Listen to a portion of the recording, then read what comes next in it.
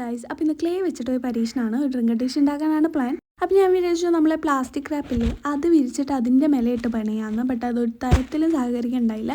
And clay ചെറുതായിട്ട് ഇങ്ങനെ കൈ ഒട്ടുണ്ടായിട്ടോ. അപ്പോൾ ഞാൻ കുറച്ച് പൗഡർ ഇട്ട് നോക്കി. അപ്പോൾ അതിൽ നിന്നില്ല. അപ്പോൾ ഞാൻ കുറച്ച് വെളിച്ചെണ്ണ ഒഴിച്ച് സെറ്റാക്കി.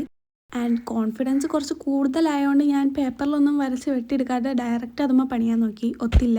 പിന്നെ രണ്ടാമത് നമ്മൾ പേപ്പറിൽ ഇതാ അടിപൊളിയായിട്ടൊരു പൂവൊക്കെ വരച്ച് വെട്ടിയെടുക്കാനുള്ള ശ്രമത്തിലാണ്. ബുക്ക് ഒരു വഴിക്ക്, പേപ്പർ ഒരു വഴിക്ക്, ഞാൻ ഒരു വഴിക്ക്.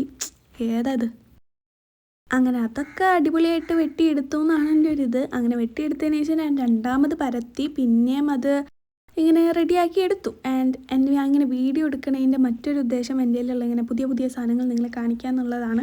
അപ്പോൾ എൻ്റെ മറ്റേ പച്ച കട്ടർ ഇങ്ങനെ ഉണ്ടായി. ആൻഡ് രണ്ടാമത് നമ്മൾ വേറൊരു സാധനം കൂടി പരത്തി എടുത്തതായി ഇതിൻ്റെ സൈഡിൽ ഇങ്ങനെ ഒട്ടിച്ച് കൊടുക്കുകയാണ്. ഇത്രേ ഉള്ളൂ, പണി കഴിഞ്ഞു.